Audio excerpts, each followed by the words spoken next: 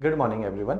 आज के इस छोटे वीडियो के अंदर मैं कुछ एक डिस्कशन करना चाह रहा था आप लोगों से कि ताकि आपको आपके बारे में ज्यादा क्लैरिटी आ पाए। जितनी आपको आपके बारे में क्लैरिटी होगी उतना ज्यादा आपके लिए एग्जामिनेशन के लिए अपना रास्ता बनाना आसान हो जाएगा। देखो, रास्ता बनाना क्यों आसान है?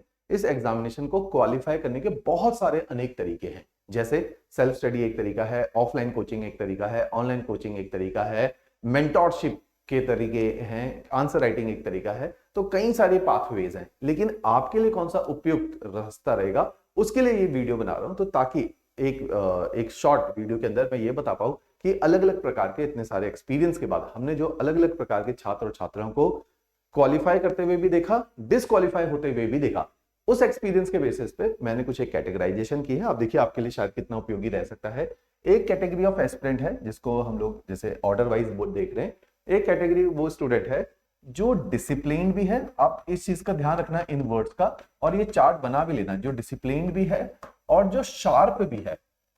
शार्प का मतलब है इंटेलिजेंट, राइट, और डिसिप्लिन भी है। ऐसे व्यक्ति का सक्सेसफुल होना इस पेपर में बहुत ही ब्राइट चांसेस होते हैं। इसके एग्जांपल भी मैं आपको दे सकता हूं। जैसे लास्ट ईयर एक स्टूडेंट था, क्षितिज राणा। उसने 22-23 साल की एज में पालनपुर से रह के डीएसपी की पोजीशन को क्वालिफाई किया 23 एज में, राइट। वो डिसिप्लिन है, शार्प है। आकांक्षा 24 की एज में उसने सेल्फ स्टडी करके लास्ट ईयर रैंक 5 आया था, एसडीएम सीट थी मंडी से, वो क्वालिफाई किया। डिसिप्लिन है, शार्प है। शार्पनेस आपको प्लानिंग देती है कि इस पेपर को क्वालिफाई करने के लिए आपको एक प्लान ऑफ एक्शन बिल्कुल क्लैरिटी से पता होना चाहिए कि आपने क्या क्या करना है। उसको करने के लिए डिसिप्लिन्ड व्यक्ति एग्जीक्यूशन बहुत अच्छा करेगा। तो ऐसे व्यक्ति को मेरी नजर में बिना कोचिंग के भी ऐसे लोगों ने कम समय में, ऐसा व्यक्ति बिना कोचिंग के भी कम समय में पेपर को निकालेगा। कोचिंग मिल गई तो उससे भी कम समय में निकालेगा, क्योंकि उसका कोचिंग ने प्लानिंग और एग्जीक्यूशन को आसान बना दिया, राइट। वो एग्जीक्यूटर है बहुत अच्छा, वो प्लानर है बहुत अच्छा, कोचिंग ने फैसिलिटेट कर दिया। और जो 2 साल का पेपर था वो शायद 1 साल में भी निकल गया। और अच्छा, किसी ने बिना कोचिंग के 1 साल में भी, क्षितिज राणा इज द एग्जांपल, 1 साल में निकाला है इमीडिएटली कॉलेज पास आउट करने के बाद, because of discipline and sharpness, right. तो ये कुछ एक एग्जांपल है। ये एक कैटेगरी का स्टूडेंट है। ये कैटेगरी का स्टूडेंट जनरली बिना कोचिंग के पेपर को क्वालिफाई कर सकता है। शिखा, लास्ट ईयर एक लड़की है शिखा, उसने क्वालिफाई किया रैंक 4, है ना, one of the highest marks in interview. बिल्कुल हम्बल बैकग्राउंड चंबा से है, तैयारी धर्मशाला में करी। ये वाला वो व्यक्ति है। दूसरी कैटेगरी के वो व्यक्ति हैं जो रिलेटिवली लेसर डिसिप्लिन्ड है ना, और उतनी ज्यादा शार्पनेस भी नहीं है रिलेटिवली। इस व्यक्ति को जरूर, जैसे मेरा एक्सपीरियंस है, ये व्यक्ति अगर कोचिंग करेगा तो ये भी पेपर को निकाल सकता है। टाइम लगेगा 2-3 साल। अगर कोचिंग नहीं करेगा पॉसिबिलिटी और गिर जाएगी, और अगर पेपर निकला तो 5-6 साल में निकलेगा, नहीं तो नहीं निकलेगा। ऐसे व्यक्ति को जरूर कोचिंग करनी चाहिए, नॉट नेसेसरली कि सिविल स्टैप करना चाहिए, कहीं भी कोचिंग करनी चाहिए। वो ऐसे व्यक्ति को रिलेटिवली ज्यादा डिसिप्लिन बना देगी, ज्यादा शार्प बना देगी, और ये जो पहली स्टेज में बच्चा है इसके लेवल पे ले आएगा, ये वाली कैटेगरी तक ले आएगा।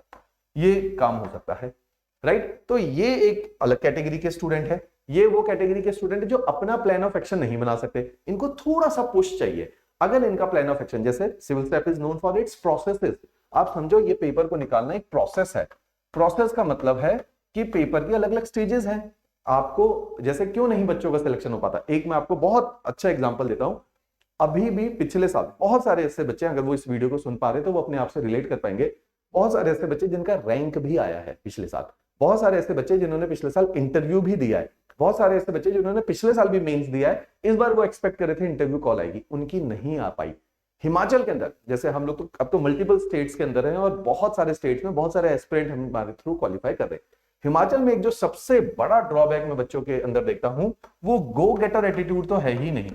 गो गेटर नहीं है, लेड बैक एटीट्यूड हिमाचल के बच्चों में बहुत ही ज्यादा है। ज्यादा नहीं है, बहुत ज्यादा है। लेड बैक एटीट्यूड क्या होता है? लेड बैक एटीट्यूड होता है कि आप अपने कंफर्ट को नहीं छोड़ते। क्योंकि आप अपने कंफर्ट को नहीं छोड़ते, जिसकी वजह से आप एफर्ट तो करोगे, लेकिन एफर्ट अपने कंफर्ट जोन के अंदर करोगे। अगर कंफर्ट जोन के अंदर ही एफर्ट करते रहोगे तो आप कभी भी इस सर्कल के बाहर नहीं आ सकते।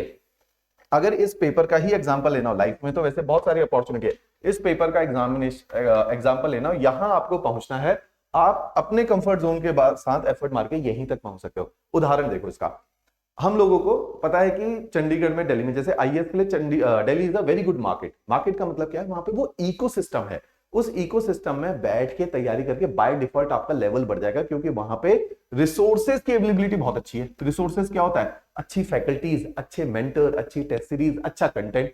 हमें आईएएस की तैयारी में या सिविल सर्विसेज की तैयारी में यही रिसोर्स चाहिए, एक अच्छा मेंटोर मिल जाए, एक अच्छा टीचर मिल जाए जो सब्जेक्ट को आसान, मेंटोर जो आपका पूरा टाइम लेआउट बना दे तैयारी का, एक अच्छा टीचर आपको सब्जेक्ट को आसान बना देता है, एक अच्छा कंटेंट आपके सब्जेक्ट में क्वालिटी एनरिच कंटेंट देता है, एक अच्छी टेस्ट सीरीज आपकी चीजों को आसान बना देती है। यही चाहिए आईएएस और एचएएस की तैयारी में।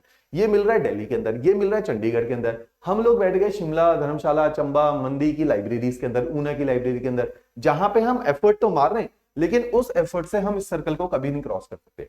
और ये मेरा अपने फेलियर को लेके या मल्टीपल जो हमारे बैचमेट थे उनके फेलियर को लेके यही अनुभव है। और अब तो हमने लाखों बच्चे पढ़ा देंगे, उनके फेलियर को देख के भी यही निकला।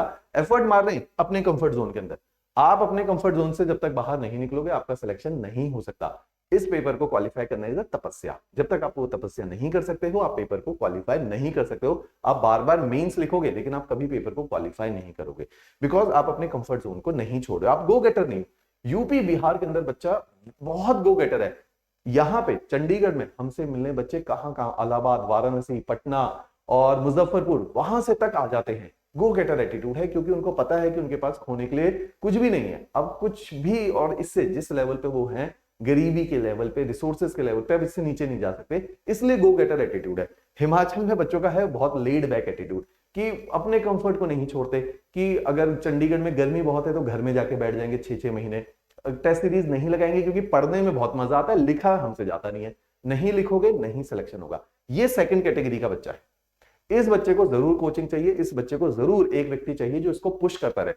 इस व्यक्ति को कोई पुश करने वाला नहीं चाहिए, यहां पे पुश की जरूरत है। इसको जरूरत है एक प्लानिंग बना के कोई इसको दे, इसको जरूरत है कि इसका प्लान लेआउट किया जाए। मैक्सिमम बच्चा इसी कैटेगरी का है जो तैयारी कर रहा है। थर्ड कैटेगरी का बच्चा है जिसको मैं मानता हूं कि ये सारी चीजें उसकी और कम है, उसके साथ बहुत एफर्ट लगते हैं, बहुत एफर्ट।